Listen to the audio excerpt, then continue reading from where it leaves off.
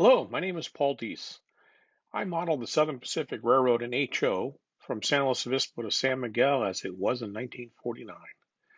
One of the key features on my railroad is my model of the Stenner Creek Trestle. I'm going to give you a quick overview of how I built that scene for my railroad. I started by doing research. I looked at both old pictures of how it was originally built and pictures that show its history through time, and went out to the site and took actual pictures and measurements myself. Took measurements of different components of the steel and also took a real good look at the piers as they were cut from individual granite rocks that then weathered over time. I then had to figure out how am I going to build this. I looked around at what parts were available and I settled on using the microengineering tall steel viaduct kits. I wound up using components from three of their kits. One problem I ran into is the kits were quite old, at least 20 years old, and some of the pieces had become brittle. A quick email to Microengineering, and they sent me replacement parts. They were wonderful to work with. I also used Central Valley girder parts for some of the pieces I had to put together. A little different than how the kit is originally designed is I had to make all of my piers different sizes on each end of the pier. As I was dealing with a sloped terrain that came down to a road and a very small creek. As I built up the piers, I used the jig to hold everything nice and square and glued up all my components. And here you can see that one side of the pier is about 1.5 units tall and the other side is only 1 unit tall. I then had to also reinforce across the bottom of that with some of the Central Valley parts. After building up all the piers, took them to the paint booth and sprayed them up with some weathered black float wool that I luckily still had from years ago. It gave a nice representation of how the bridge was originally built and gave me some tooth to the materials to add my weathering next. For weathering, I like to use a lot of really inexpensive acrylic paints you can get at a store like Michael's. I used burnt sienna and burnt umber and raw sienna and raw umber to get my different rust colors. I kind of flow them on as a dilute wash and then come back with a fine brush and hit little spots here and there to give just a random rusty look.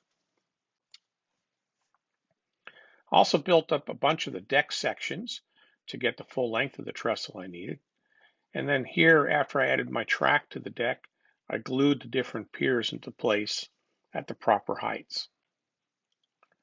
After assembling the complete trestle, I laid it on to the area where it's going to reside on the railroad to start figuring out how the terrain will fit.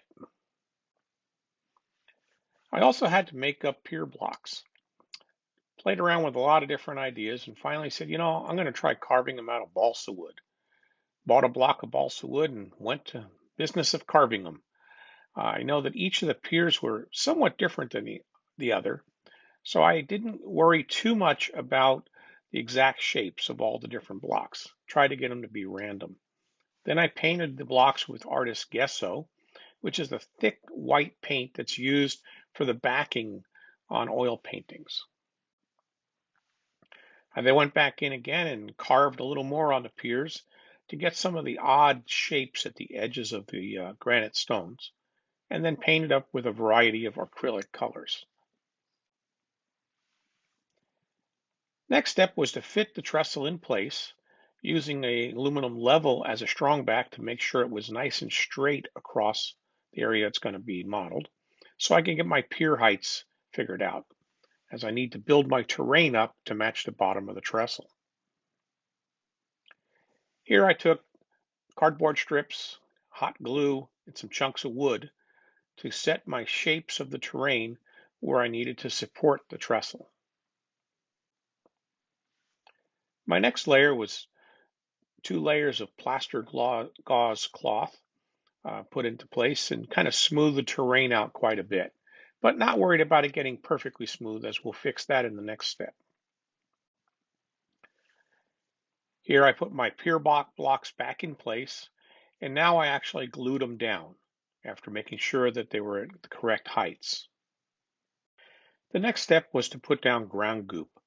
Ground goop's a recipe I got out of a model railroader from back in the 70s. It's equal parts of permacene, sculptamold, latex paint, and white glue. Permacene's no longer available. Vermiculite will also work.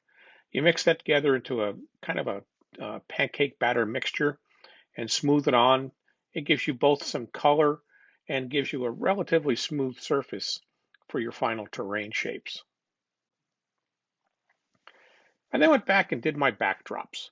I touched up the blue paint for my skies, and then using stencils developed years ago by Miles Hale, I put in my clouds, distant mountains, foreground mountains, and the terrain directly behind the trestle, and then came in with some green paint and just put distant brush onto the hillsides.